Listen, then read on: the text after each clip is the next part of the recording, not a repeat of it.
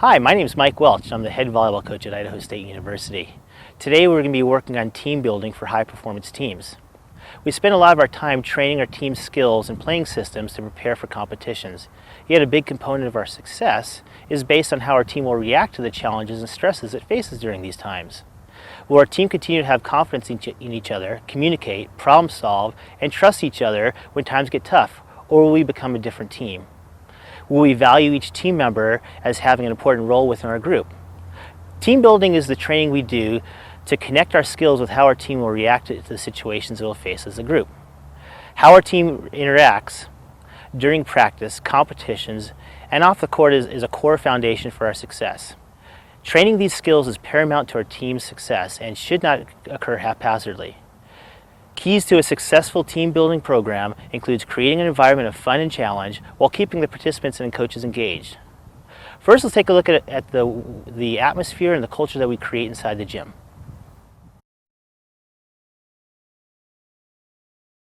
So here we are in the gym, and as leaders and coaches of our group, it's really important for us to set the atmosphere and the culture of the things that we do, because that sets the precedence for the way we will interact as a group.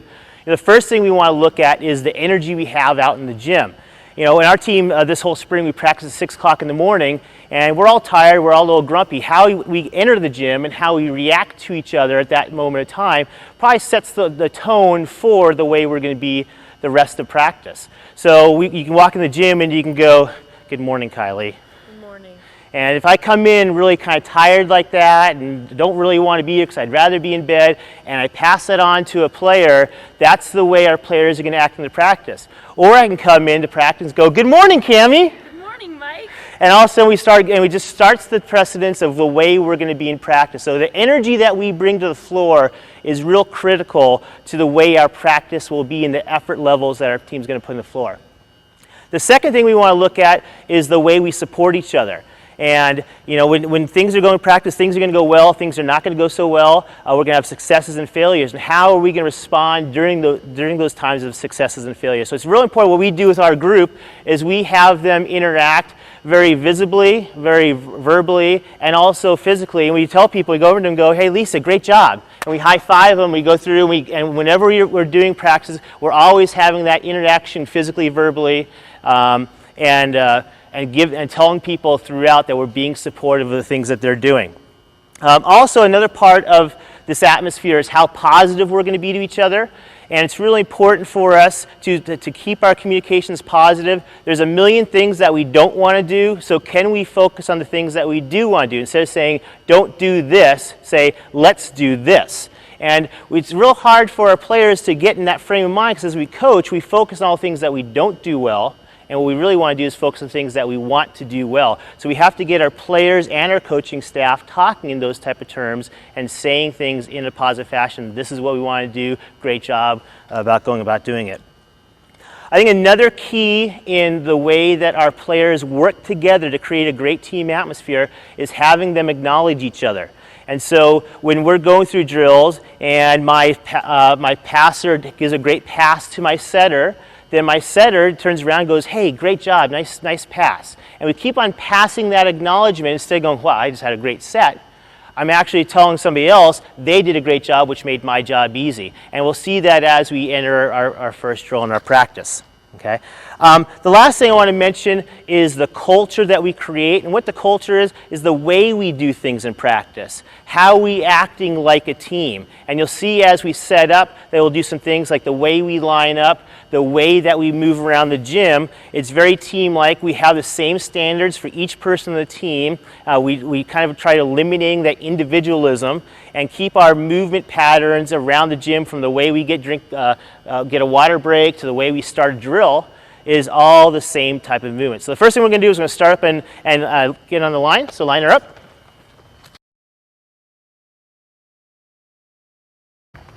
Whenever we start practice, we always start off with lining it up. Every drill that we do, we line it up. They are in their numerical uniform order, so they always are lined up this way. They're always lined up along the line. It's just something that every time we start a drill, we have this same exact look. And the first thing we're going to do is I'm going to explain to them the drill we're going to run. And what we're going to do is we're going to run a deep court game. It's It's going to be rally score to 4. It's going to be a fast-paced game, and the ball is going to alternate in. So all we're going to do is every time the ball crosses the net, everybody's going to rotate. So you're going to rotate from right back to middle back to left back to center to off and back in and keep on rotating. So every time the ball crosses the net, that's what we're going to do. Okay. Our first initiative that we're going to do is called Discovery Order, and what we're going to do is we're going to get in line by some type of topic, and we always change this every day. And what we want to do is this gives our team an opportunity to learn a little bit more about each other and discover things so you can make that topic be whatever you want. So right now our topic's going to be in order by where you were born: Pocatello, Idaho at this end, New Zealand at that end.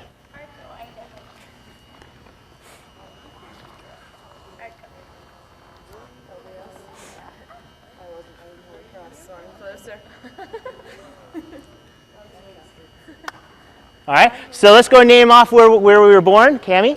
Pocatello, Arco, Salt Lake City, Riverside, California, Thousand Oaks, California, Panorama City, California, Mission Viejo, California, Phoenix, Arizona. Okay, so what we're going to do, we're going to get into our groups. We use this whenever we want to get in random orders for drills, and there's a lot of games and drills we run that we don't want to have things so preset that we have a starting lineup or non-starting lineup or positionals. So we have everybody just go random order. So we're going to count off 1, 2 really loud. 1, 2, 1, 2, 1, 2, 1. One's on the far side of the net, two's on this side of the net. One thing we do when we're going through this drill, you'll notice that we have our team celebrating, have them acting like a team. They actually are excited to be on the court with the players on their team. Who wants it?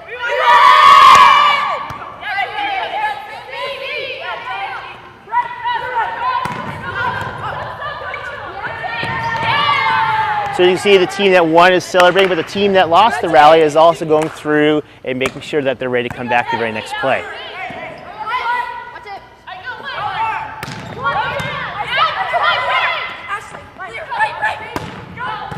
You'll also notice during the drill there's a lot of communication happening. That's something that we really work on during our drills and emphasize that talk. It's funny that a lot of times we expect the team to talk during competitions, but yet we don't make them do those type of things in practice. So we really reinforce that communication side in our practice sessions as well.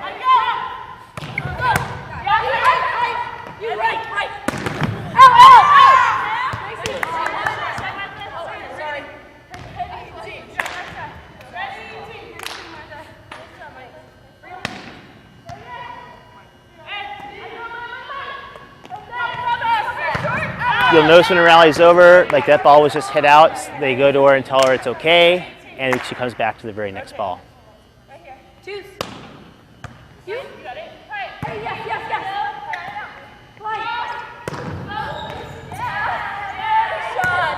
Heather gets a kill, they go and congratulate her. She also tells her setter, nice set.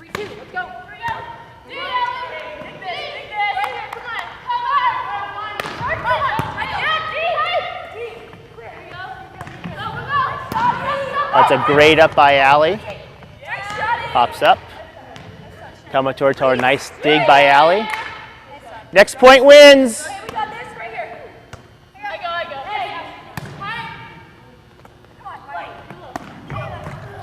And that's game. Let's see how they react. They come to each other anyways.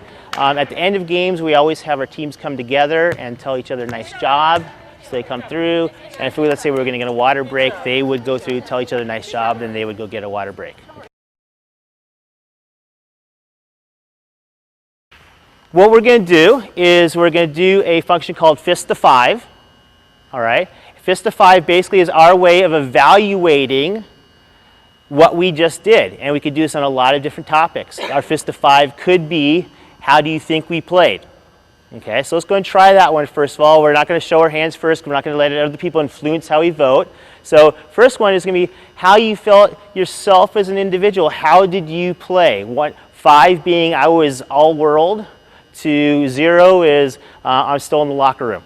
Okay, all right, fist to 5, ready, go.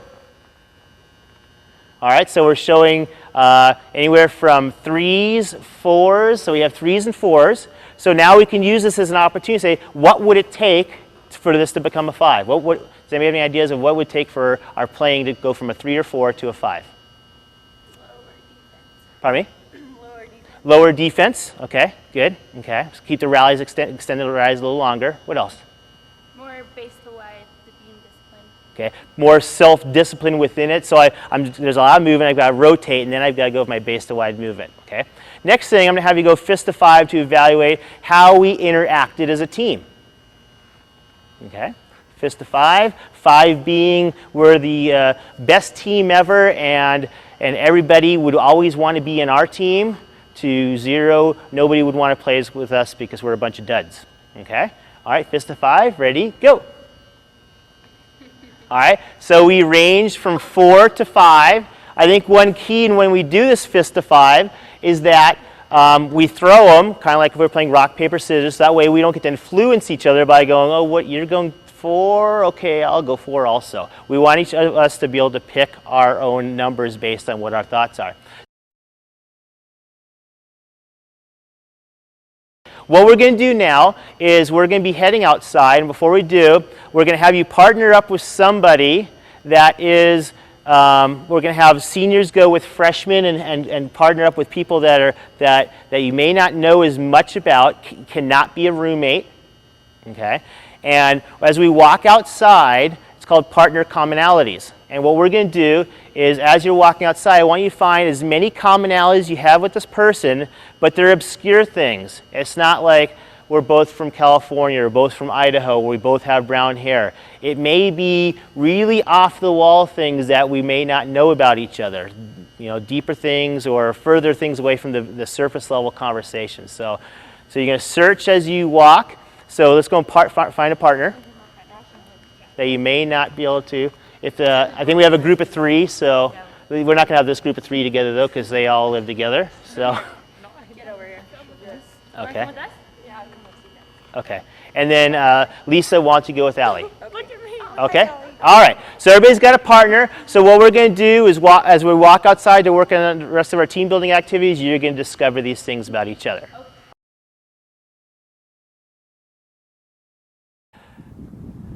So after the gym, we're going to take a look at some of our team building initiatives. Team building initiatives are basically games and challenges that we create for the team to learn some valuable lessons and team concepts. The first important role that we have as a facilitator is safety. And we need to make sure that our participants are very safe in the actions they do. We need to be prepared for players that are falling or jumping or blindfolded. Are they near unsafe objects? And make sure that we, as they are going through and making decisions, that we can step in at any time just in case a decision they make is going to put somebody in an adverse situation. The great thing about initiatives is it gives us the opportunity to externalize feelings and concepts, but in a way that doesn't make it quite so threatening. So we can talk in terms of metaphors instead of specifically addressing hard to talk about issues. There's a couple of parts of a team initiative. First one is the briefing, and the briefing is basically the introduction to our activity. And basically it's the way that we frame or set up the activity, so it kind of sends the activity going a certain direction. Then of course we have the activity itself, which we will run them through different processes. And then we finally finish up with debriefing. And the debriefing is kind of the whole learning process. They go through the activity, but do they actually draw relations to the activity they're doing to the learning process that we want them to go through? So the key is that in the debriefing to bring them back around to the activity they've just completed and have them take a look at what they've just done and what kind of metaphors and what kind of things they can relate that to and how that fits in with their group. In debriefing, we have 3 opportunities or windows for us to look at the activity that we just done and how we can take that forward into our learning process. The first one is just the what just happened, and generalizing and having the group talk about what they had done in their activity. The next part of that is the so what. Well, we did this activity, this is what occurred, so now what do we do about it? How does it affect us? And finally is the now what, the transfer portion of that. So now we've learned this, what do we do with it? And so those are 3 areas that when you're going through the debriefing process that we can take a look at and have them transfer that new learned skill into taking it to the next progression. When we go through our team building progression, it's kind of a journey. And what we do is we want to start linking up the briefs with the debrief. So we set up the activity based on what direction we want to take it, and then we have that debrief kind of link back around to that brief. So it kind of follows up and becomes a complete package. And then the real key of building your team through a course of time to continue this journey is to then have each of these initiatives build on the next initiative. So we create this journey and this adventure wave through the process. Just much like a season, we have in our sports, we have a preseason, a competitive season, the championship season, and then we have that off season where it comes back around, we start the process over again. As we go through these seasons, we want to also have our team building activities progress through these same different phases. So we look at our team building to have those same type of phases. We start off with our icebreakers. And with our icebreakers, we're basically looking to get our team to break down some of the barriers, get to know each other a little more, be willing to work and talk with each other, and be comfortable in front of each other saying things. After the icebreakers, we start going into building our community. And every group is its own special community where we have our own sets of rules. We have guidelines that we follow, and we have like a protocol of the way we do things. And so through our team building and also through our season, we create this progression through building our community. We can do that very effectively through our team building activities. After we've started to establish what our community really is about, we go into learning how to work together better. We do communication and trust building activities, learn how to work together effectively, learn how to trust each other, and then we phase on to decision making and problem solving, which is where we kind of get into the real performing level of our team. Finally, at the end, we need to make sure that we have that transfer and closure so it comes back around, and so it all makes sense and it all ties in together. So inside we did our partner commonalities. We grouped up with somebody and we walked outside, and as we were walking outside we got to learn a little bit about each other, some obscure things that maybe we didn't want to even know about each other. Bless you. And so what we're going to do now is we're going to go around and we're going to share some of these obscure things that we've learned about each other. My group was Felice and Heather, and we learned that we all dyed our hair at one time in our life. Heather, why don't you tell us something? We all drink skim milk. Please. And we used to build tents with our sheets and hide out in them. Good. All right, and Kylie, who's your partner? Ashley, and we found out we both had stitches on our knees. All right. Ashley? Our favorite color is green. Favorite color is green. Good. Anything else? And we both have 3 brothers. Both have 3 brothers. That's a good one. What we do during these, inside we did the discovery order, we did this partner commonalities, and what we're trying to do, this is kind of what we call icebreakers, and it's an opportunity for us to, as a group, maybe it's the beginning of season and our players don't know each other, so we get an opportunity to learn more about each other. But also what it does is it kind of starts that transition of getting to more things that are maybe a little more difficult, a little more challenging, starts that communication process, but it also starts the opportunity of us feeling comfortable doing things and saying things in front of each other that maybe if we just jumped right into, we wouldn't feel quite so comfortable. We're going to do an activity called Peek-a-Who, and the way it works is we're going to have a blanket separating 2 groups. And what will happen is one person will sit cross-legged in front of the blanket on each side, so they'll be facing each other, and then we're going to remove the blanket, and I'm sorry, you're going to have your backs facing to each other. We're going to remove the blanket, and the person that's sitting with their back to the other person is supposed to try guessing who the other person they have their back to. Okay, so as we set this up, you'll see how this works out. And the first time you can say anything you want. It can be descriptive words, whatever. You just cannot say their name. And we're going to try guessing who that person is, and we'll keep on changing. So what we're going to do is the teams that we had before in the gym, we're going to split up, and team 1, you're on this side. Team 2, you're on this side. All right, and so go ahead and drop the blanket. Okay, you might want to put your foot there. So you guys are all going to crouch down behind the blanket so you can't see the other people on the other side. All right. So what will happen now is you guys get to pick one person to sit back with their back to the blanket. So go and pick that person. All right. Have that person assume the position. Everybody else will get the opportunity to look across and describe that person who has their back to the net. Okay. So this is a competition. We're trying to get our person to guess who the other person is first. And so here's how it goes. Ready, go.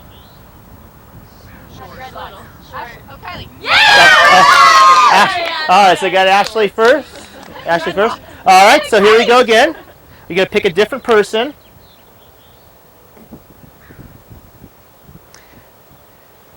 This time, you cannot describe anything physical about the person in the past or in the present. So it can't be a color of hair or a color of hair they had in the past before. It has to be more conceptual type things about the person. All right. Ready? Go. Center. Alley. Okay. Oh. Okay. Salt Lake City Center. So they guessed Martha. They're correct. All right. Okay. So we're gonna go ahead and switch again. Quiet, zoned out. I know, I was like, California! I don't know what to say. Go and scoot this way a little because the blanket's just fun. Now, it can't be anything, same rules as before, it's got to be conceptual. Cannot be anything that relates to volleyball. So you eliminate our sport out of it. You've eliminated descriptions of the person. So this should be more of something that you know about the person outside of volleyball. All right, ready, go.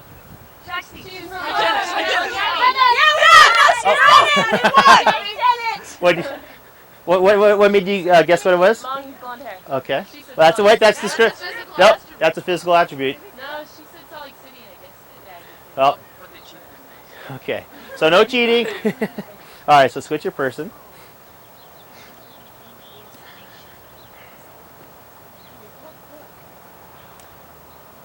Okay, we're going to make this one even more difficult. See how much we know about each other. It can't be anything. It's got to be something about this. Something this person did that hasn't happened. That happened more than 5 years ago. Okay, so you got to think in the past. Maybe something you know about these people. Something that happened more than 5 years ago. Okay, ready, go. Had a pink bike named Desperado. Lisa! Yeah! Oh, what was it? Okay, good. Pink bike with polka dot. Desperado. Okay, good job. Okay, go and group it back up on the chairs. Good job, everyone. So continuing using the theme of learning more about each other, but kind of exploring different avenues, we can keep on changing the topics or limitations of different things that we can use to try figuring out who this person is. We can go a lot of different directions with it. Gives us an opportunity to, for our group, we've been around each other for a long time, so we know some of those deeper, darker secrets. That somebody rode a pink bike when they were 5 years old named Desperado. And but as we had a newer team, they may not quite know these things, and so so we're learning things as people are throwing out the little tidbits that they may know about this person. Okay, so those are called icebreakers. After that, the next phase that we go into is really about developing our community. As a team, we have certain sets of rules that we follow as a group, and these rules are basically kind of our little social circle of the way we interact off the court, on the court, during competitions.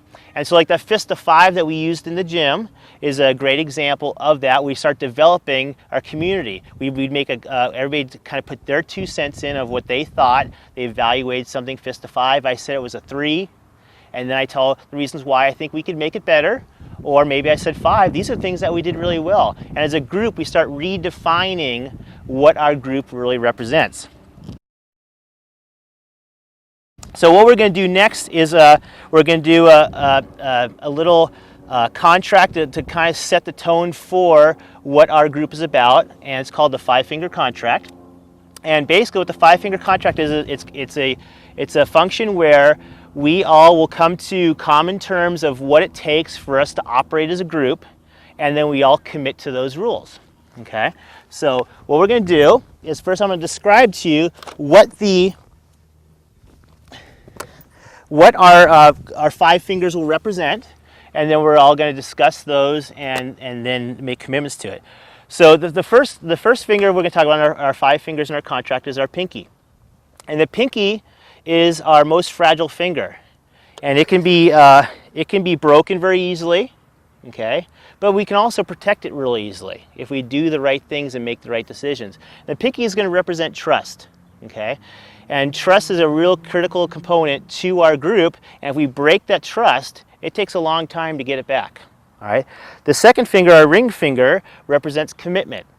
This commitment is the commitment that we make to each other on the court, every day, the things that we do to prepare ourselves to be the best we can be. It's the commitment that we make to each other off the court. The social choices, all the things that we do, nutrition-wise, getting proper sleep, all the decisions that you make that are committing yourself back to the team. The third finger, well, that's the middle finger. And I won't really demonstrate what that looks like, but the middle finger represents negativity, okay? And so when you show somebody the bird, it represents negativity. And so our middle finger will represent the negativity too. So as we go through as a team, we want to knock out negativity. We don't really want to give each other the bird. And so we want to make sure that we're not using our middle finger as we work with our teammates. The fourth one is our pointer finger, and this one's a really important one, is taking responsibility for ourselves. We don't want to be in a position to point to others and blaming others. We want to take that responsibility ourselves. What can I do as an individual to help our team reach its mission and goals and where it wants to go? The last one is the thumb, and that's our agreement to all of these terms and all the agreements that we make as a group as we continue on growing together as a group. What kind of agreements do we have, and then do we stick by those agreements? If we stick by those agreements, everything's good, it's thumbs up. Okay? So understanding those five terms, what we want to have everybody do is make a commitment to those, and we're going to have everybody put their fingerprints and represent. I'm going to put down my trust, and I'm going to put down my commitment. I'm going to put down my negative, that I'm going to knock out negativity. I'm going to put down that I'm taking responsibility, not pointing my finger at others. And I'm going to put down that the agreements that I will be making with my group. All right. As we're going on the group, what we've done with our team is we did this as a pre-season commitment, and it started our season off. And what we do is we have this hanging up in our team room, and so something that on a daily basis is something that just represents the commitments that we've made.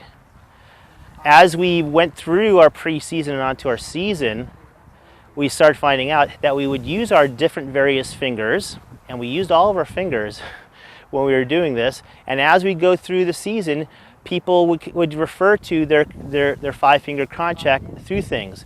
Maybe it was a time where things were tough and we're out in the court, and then our setter looks at their hitter who just made a couple hitting errors, and she shows her the pinky and says, I trust you, I'm going to set you again, I believe in you right now. All right, what we're going to do next, we're still building our community, so we're still creating the sets of rules that we're going to live by. We're also setting the tone for the direction that we want to go as our group, okay? And that's all part of developing our community. So what we're going to do, everybody has index cards and everybody has something to write with. It's called Fun with Names, and what we're going to do is you're going to write one letter per card for every letter in your first name. Once you have those, we're going to place them in the middle of the circle and put them down. Okay. After we have all of our letters out in the middle of our circle, what we're going to do is we're going to, from those letters, come up with a statement, only using the letters of our name. And that statement will be a phrase that will represent what the mission or goal of our team is to be. Okay, so go ahead and write your names down. Thank you. So much like our group, these are the people in our group, these are the resources we have to be successful. Okay? So everybody in our group and our team is what we have to build something special and reach the goals that our group sets out. So that's what these letters out here represent. Is these are our resources now to develop what it is that we want to create. So now we kind of can have a brainstorming session, and we'll have Allie will get to lead it as our team captain, and we'll give her the whiteboard and some markers, and you guys can just write things up on the board. I'm gonna have you come over here so we can see what's going on, and we can just throw ideas out there based on how or whatever direction you want to go with this. Soy milk. We can make the word killer. We can make soy milk. How many A's do we have for real? I gave one, Ashley gave one, Yeah, Cassie me. gives one. I can write down all the letters and we can have each. Okay. Do you want to separate them? Or we have to spell them out with the cards? Does it matter? You don't have to use all the letters, but you do have to have enough letters to write whatever you're going to write. Oh, So you might want to think about where you want to go first, and then figure out how you can create that with your letters. And remember, we got to speak loudly so you can hear. Oh, yeah. So what letters do we have? It could be a slogan, a phrase, a statement. It can be whatever you want to be to represent what direction, what our goal, our mission is for our team.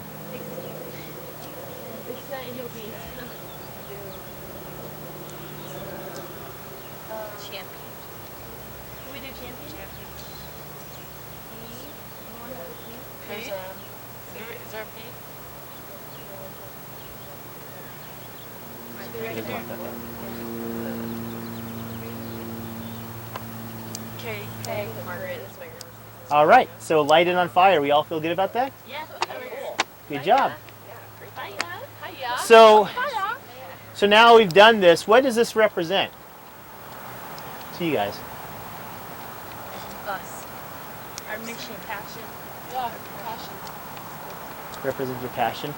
And then how do each of us play a part of that? Yeah.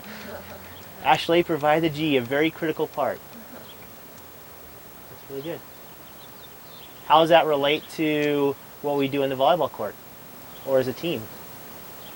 Everyone brings what they have, and then we put it together to make it the best that we can make it with what everyone has. That's really good. And we have to keep that in mind of how this all brings together, that each of us have our little valuable pieces, and you don't know when that G is going to be important, but it ended up being very important for us to complete our task. Great job. This one's called Eyes, Body, and Mouth. And what we're going to start off doing is everybody gets to go into this center group of animals, and you get to pick out your special friend. So going through and you get to pick whatever special friend you want to have. Could someone throw me the duck? What we're going to do is with your special friend is you're going to pick as an individual a challenge that you may want to overcome, that during our off season or during our season of training, that this is something specific that is by the end of the season will become your special friend, and it's going to be a great resource for you to have. But right now it could be somewhat of a challenge. It could be a skill, it could be the way you approach the game, what you do between plays, but some type of skill or function that you want to have be your special friend and always have as a resource by the end of the season. And so what we're going to do is we're going to go around the circle, and you're going to tell Heather what it is, and Heather's going to write down, and she's going to rip off that piece of masking tape, hand it to you, and you're going to tape it right on your special friend. So canvas is increased vertical.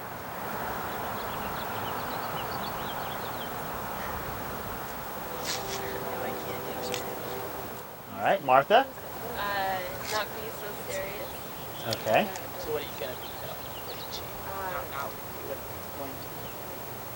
Mentally stable. Okay, so stable. That was a good catch by Jody. We talked about turning negatives into positives. And instead of not being this, we're going to be this. We're going to hop. Increase vertical. December. So hop. Can you take this away from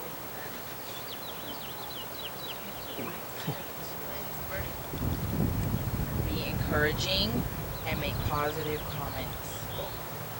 Okay.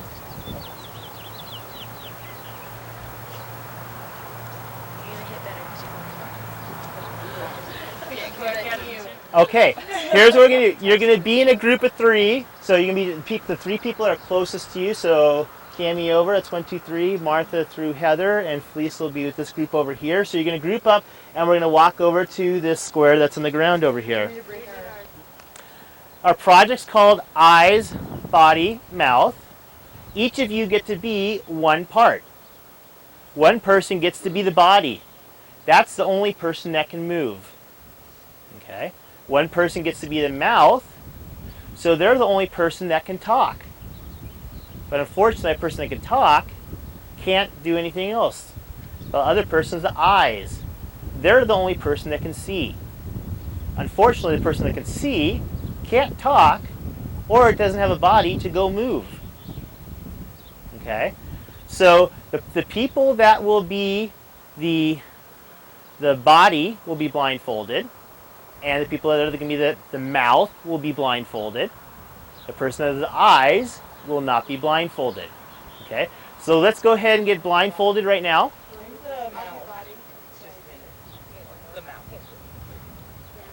Okay, so our eyes right now, we have one person's eyes. That person can help get everybody into the corner of their box. So each of us are in one corner. We go in. Go into the box. I have the mouth. Hey, me too. And I'm going in the box. Wait, so just body? Does everyone have to? Am I in the box? Oh, just the box. Yes, you are in the box. Okay, so everybody's in the box right now. So Kylie, you're in the box as well. Okay. So now, whoever is the body, raise your special friend in the air. And Jody and I are going to come and get your special friend. Okay. So special friend's in the air. Of course, it's Cami where I'm not going to reach. Jump. Okay. Eyes, make sure you know whose special friend you're going to direct them to. The only person that can talk is the mouth, not the eyes. Okay. So now that's the only person that can talk at this point. Jody and I are going to take your special friends and put them somewhere. The only person that's allowed to leave the box is the body. We have to direct the body to their special friend, help them get through their challenge and get to the challenge, get their challenge, and bring it back to the box. So the only person talking is the mouth. Only person talking is the mouth, right? Okay. And we're ready to go. Okay, you ready? One, please. Okay. So, Okay, Kim, you gotta turn to your. I assume you're facing straight in the board, so turn around. Kind of towards me. Kind of towards me. How about we just do that? Okay, you gotta get out of the way. Shirt. Yes. Look. Yeah. I can't That's see your you face. though. You're making motion. I don't know. Okay, what you're gonna do is walk, kind of diagonally. Do you see where Elmo is? Okay, so walk forward a little bit. Right now, as they're going through this process, they're right now trying to come up with some strategies that are going to help them succeed in finding their special friend. Go left a little. That would be Just walk. We've deprived each person of something, so they have to rely on the person to get through this I challenge. think you have it. Step in. You have it? Okay, so now it's Ow! come back to my voice. Remember how we always come back to voice? Right. We can't go out of the box. Are we getting good? I can stay in the box. Good? Okay. Stop, body. Where is she? Where is she? Is that? Okay. Go. Here. So I guess. Straight ahead. That's the only instructions I have.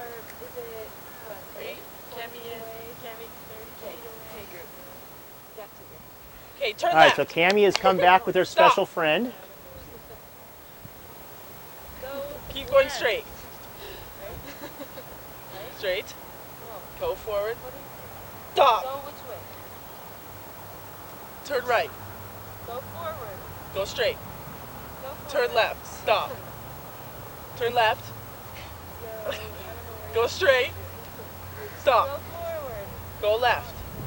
Left. Keep going forward. Left. Keep going Stop. forward. Stop. Pick it up. Now go Step your foot. Touch your foot. Touch your right foot. Now touch your left foot. No. No, keep touching it. Just feel it. Just feel your foot. Go towards the gym a little bit. Come back. Keep going to the left a little bit. Keep coming. Can you hear my voice? Come to my voice. So now you're going to change roles, but before you do, your group gets 1 minute to talk to come up with a strategy to maybe make this a little easier. Okay, what I did is like, we're just pointing like this is where she's facing the direction we wanted to go. Okay, go forward. You're facing Turn, forward. turn around and face the other way. Go forward. Step forward, Heather. Keep stepping. Keep stepping. Going forward. Stop. Walk Go straight forward. ahead. Straight ahead. Keep going. Keep going. Stop. Ahead. Please. Keep going. Go straight ahead. Yeah, Keep that way. going. Turn left. So how did the blindfolded player who was the body feel? Helpless. Okay. Helpless? I was okay because Yeah, I I thought I felt- was getting really good direction. Yeah, I felt So really, it's fine. really good too. I knew exactly what to do. So your confidence changed based on if you understood the communication that was happening. If you understood what the mouth was telling you, then you felt pretty comfortable being blindfolded. And if you didn't understand, you were kind of confused about what the person was saying, then I didn't quite feel so comfortable. Okay. How'd the guides feel? How'd the mouths feel? Frustrated? How so? Because they couldn't talk to you and you just kept yelling random things. It was hard. Uh-huh. I think after we had our little meeting or whatever where we could talk to our group, like I think we established a really good like system and we knew exactly like I didn't get frustrated like what the person was trying to tell me to say. Okay. So you came with a system, and that obviously, this initiative is based on depriving each person of something, so you had to become super dependent on somebody else. And so if you came up with a system to solve those little challenges between the two, then the system itself helped you in figuring out exactly how to achieve your goal. How does this relate to our volleyball team?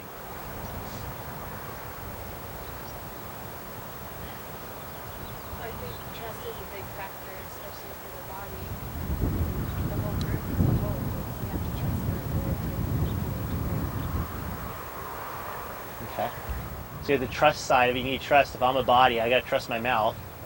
And if the mouth, I better trust my eyes. If any of the trust breaks down, then we're in trouble. Well, because it's a team sport, like everyone has to rely on the other person to do their job so that they can do their job. Okay. Can you give us a specific example of that, maybe? Well, in order for a person to set the ball, someone has to pass it to them because you can't do it all Right. at the same time. Same with the hitter. So I trust that each person does their role really well, and then I can go and proceed and do my job really well.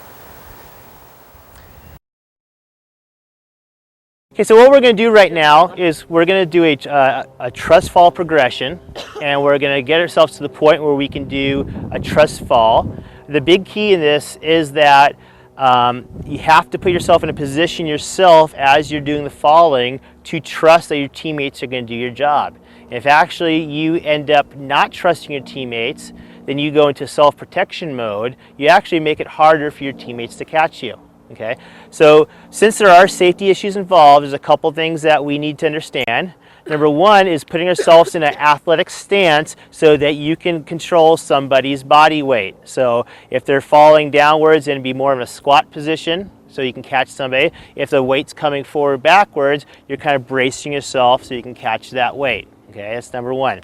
The second part of the safety is having our we call bumpers up, which is our hands in front of us, okay? And that's what we would use to catch somebody falling forward or back, okay? We want to do it in a place where it's appropriate to touch each other and brace yourself in a position where you can handle their body weight and catch them and then push them back, Okay, so the first one we're going to do is called Willow in the Wind, and what we do is we create a really tight circle with one volunteer in the middle, and our volunteer will stand, they'll cross their interlock their fingers and cross their arms, and then come back through. And so the reason why this is very important is that we don't want somebody to let go and then elbow somebody else. Okay, so we have to have our hands in a locked position.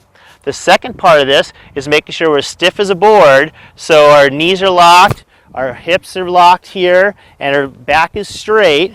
So when we're falling, we keep this straight, sturdy posture instead of bending. As soon as we bend, we can break through, okay? Because our teammates are going to catch us in our upper parts of our bodies, so we need to be really stiff to do that.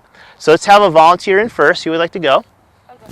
Okay, so Cammie's going to assume that position.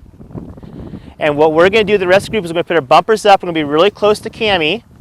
And what she's going to do is she's going to allow herself to fall forward and fall back, and the team's just she's going to go just a little bit where she's fully trusting her team, and her team is pushing her around. She feels comfortable with being really stiff and yet being supported by her teammates. Okay, good. Go and stop. So now we're going to take one little step back. So have her just go a little bit further. Okay. And what we're going to add now is our communication.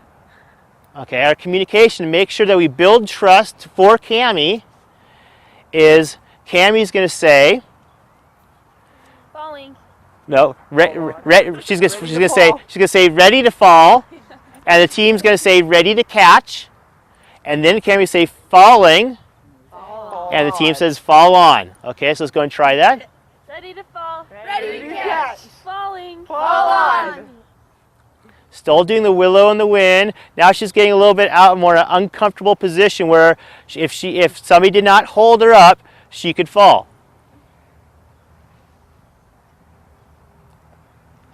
Good. Okay, going to help her back up. What we're going to do now is we're going to get into groups of 3. So just go and group up real fast. Okay. All right. Oh, yeah. So now with our group of 3, let me have one. Let me have this group right here. You guys are going to come up front. We'll just demonstrate here what we're going to do. Okay. Okay. So we're going to assume that same position. One person will be in the middle, and we'll have 2 people on either side, front of her and behind her. We're going to start off real close, like we did in Willow the Wind, and we're going to have Ashley. She's going to fall forward first, and Ashley is going to catch her. And then just slowly push her back towards Lisa. And we're just going to have her go back and forth, okay?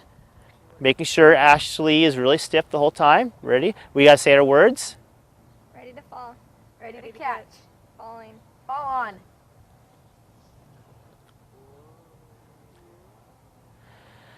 So now Ashley, we're working on building trust with Ashley that she feels very comfortable with this action. Now we're going to have our catchers move a little further back. Start over again.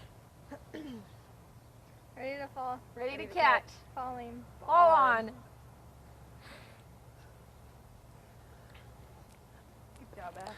You'll notice with athletes, they'll start getting to the point of comfortable and they think they can throw the person around like a rag doll.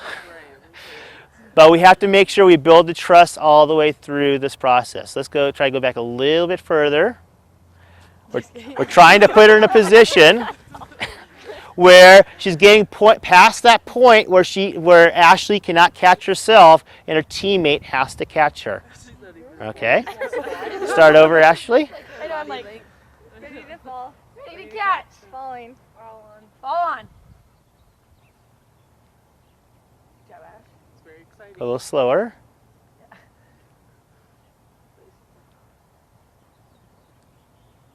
Good. All right. We would keep on progressing like this with our whole group until we're all really comfortable with going from Willow to the Wind. Then we go in our 3-person groups and we're following a little further, and now we're ready to take it up to our platform. So we're going to head over here to our platform and do our next level. So we have a group of 4 on each side, and what we're going to do is we're going to have Ashley come here in front, and she's going to face away from her group.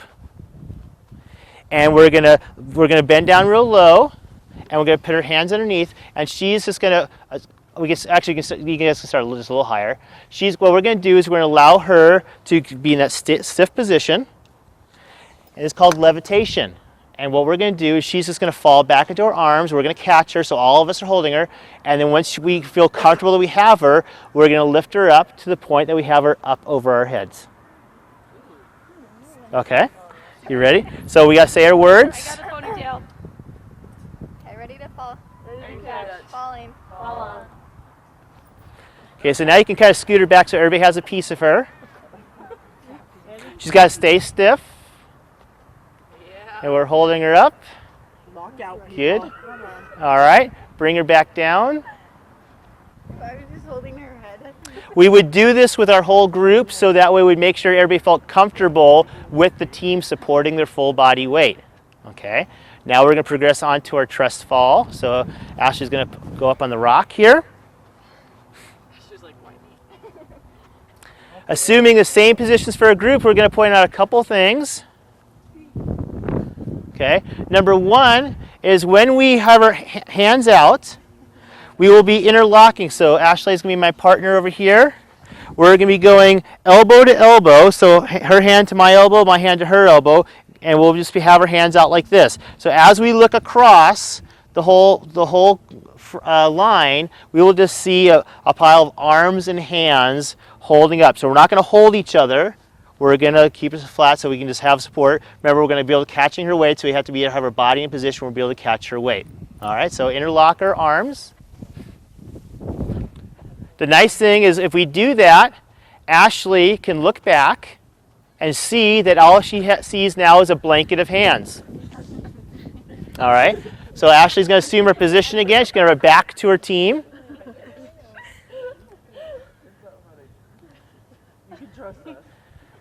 It's really important that Ashley understands at this point that if she panics and lets go of her arms, she will elbow somebody in the face.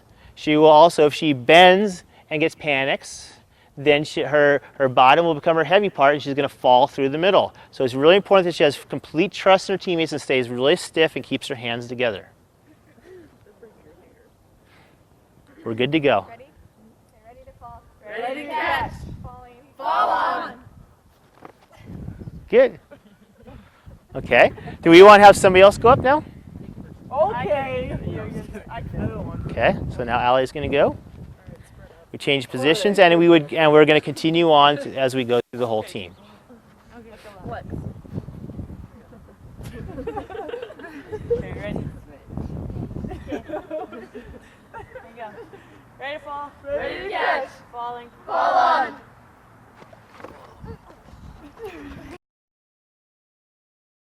All right, what we're going to do now, those last couple that we did were based on building trust and communication. And now we're going to go into problem solving and becoming a little more efficient as a group. What we're going to do is now this pile of animals in the middle of our group, they all represent distractions. And we have to work as a group effectively while working with our distractions. So what we're going to do is we're going to come over here where we're going to have a box. And we're all going to be lined up around the box. And we're going to have to throw our distractions to each of our partners or have to pass them through our group so that each distraction passes through each person in our team and successfully finishes up at its destination. Okay? Each distraction that comes into the group has to have a name of a distraction. So right now we're going to pick 15 animals out and we're going to just give them a name, and so we'll have 15 distractions that we will have. Okay, we're not going to label them though. So as they go through the group, by the time that distraction gets to the very end and gets to its final destination, it has to have a name before being placed safely away. Okay, that's the only way it'll count. So it'll come in, it'll get passed, and either the person bringing it in, or somebody passing along the way, or the person placing it in the finish spot. Somebody has to name that distraction. It has to be 15 different distractions. So right now you may want to come up with a list of 15 distractions, so that way we'll know, so we can just pop them out and use them as we need them. So where's some? Each person can only touch a distraction once. If it falls in the middle of the square, you cannot reach in and get it. Our goal is to get all 15 distractions from this end, pass through each person, and then end up on our white board, which has the names of our distractions. As we go, we need to name off each distraction one time, sometime before it gets to that point and is placed in. You have to name off what that distraction is. Okay? You cannot pass it to the person next to you. It's got to go across, so you can position yourselves accordingly to go across to somebody different. Okay? Sorry.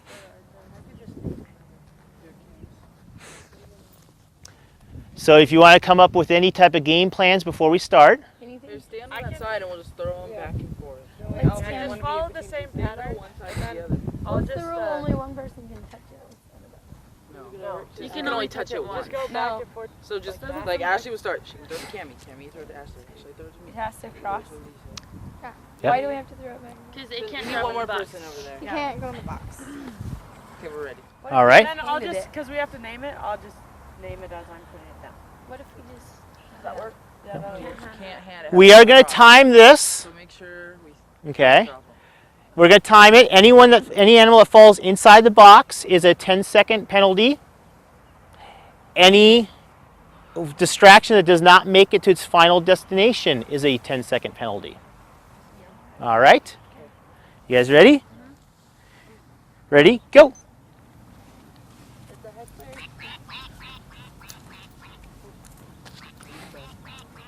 Make sure the person's watching Police. for you. Lisa. Police. Oh, Ashley. Police. Police. Police. Ashley. Police. Ashley. Police. Ash. Lisa. Police. Ash. Lisa. Police. Lay. Lisa. Travel. Lay. Lisa. Money. Coming at you. Lay. Lisa. Police. Time. Heather. Lisa. Changing priorities. Opponents. Officials. All right. That took us 43 seconds to do. Going to bring the distractions back. You guys have a real short period of time to come up with any ways that you can speed the process up so you can beat 43 seconds. Yeah, I think we could. That pretty would well. good. Yeah, if we could just toss Make sure they're watching. Because Yeah. I don't know. The name thing was good.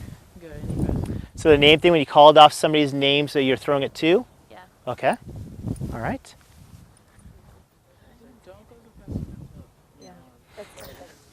Okay.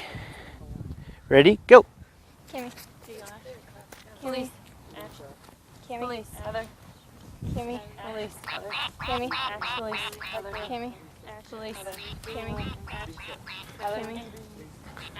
Louder with the distractions. Police. Kimmy. Police. There you go. Kimmy. Police. Kimmy. Police. Lisa. Kimmy. Police. Last one. Here you go. Police. Last one. Police. Lisa. I thought we were doing Opponents. Officials. 34 seconds. Good job. Okay, we're going to circle it back up. Bring our list of distractions with us. All right, so we have these list of distractions. These are the distractions that face us and challenge us from reaching our goals. Okay, they're there every day. Sometimes some are more present than others. Okay, as we went through that process, what did we need to do to succeed? Communicate. Okay, we had to communicate, and so we had one way we did that is we called out the name of the person that we were going to be tossing the ball or tossing the distraction to. What else? Focus Focus on what? on catching and throwing. Executing Catching your and task. throwing. Okay, so I focus on what my task was, not what the distraction was, but what my task was at hand. Okay. Okay, so we've gone through our different phases. We've done our icebreakers. We've gone through our trust and communication. We've gone through our problem solving and decision making. And now we're going through taking it to that next level, which is how we transfer this on to what it is that we do as a group. And we kind of call this graduation.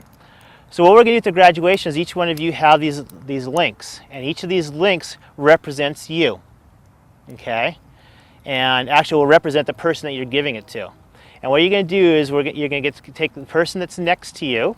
And so we're going to start from this side with Ashley, and we're going to go around the circle this way. And we're going to tell the person next to us one thing positive that they do for our group, and then you're going to present them with their graduation gift. Okay? So actually we're going to start with Jody first, and Jody's going to go to Ashley. Okay. So and then we'll finish up when Allie gives to Jody. Okay? So you present them with their graduation gift, and you tell them what's positive, why they've earned it. Okay? The maturity you bring to the team. Do we help? Nope. Just give it to her. That's hers now. Kylie brings sense of All right.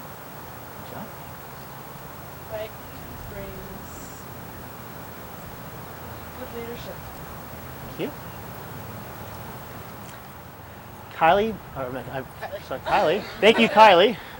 Felice brings competitive spirit. Heather, she holds herself and the rest of our team to high standards. I think Ashley brings excitement. I think Martha brings honesty and gentleness to our team. Cammy brings intensity and wanting to win desire. Lisa brings knowledge about the game. Allie brings leadership. Jody brings constant encouragement. So each of us have a link that we bring to this group, and each of us have been told by one person something special that we do for the group. So what we're going to do is we're going to link all our rings together, and then when we separate today, we will take our links back and keep those with us. And then each time we come back together as a group, we will link them together to remind her how we all bring it all together. But when we're apart, this link will be a reminder of what I do as an individual, those commitments that I've made to each other to do my part at all times. All right, so let's group them together.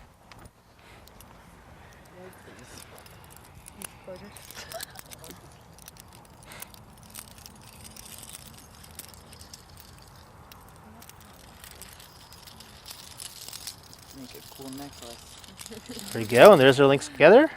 Good job, team. Yeah. Woo! Yeah. Thank you guys. Bengals, 1, 2, 3. Bengals! Teams face adversity. That's a given. It's how we respond to this adversity, which is what will define us. Will our team continue to work together towards achieving its goal during these times of adversity, or will the challenge uproot the core of our foundations? Preparing our team for these moments of challenge will prepare us to persevere. The opportunities we continually give our team to further develop a strong and healthy team will give them the best advantage to persevere and be our best in times of challenge. Thank you for your time watching the video, and good luck with your team.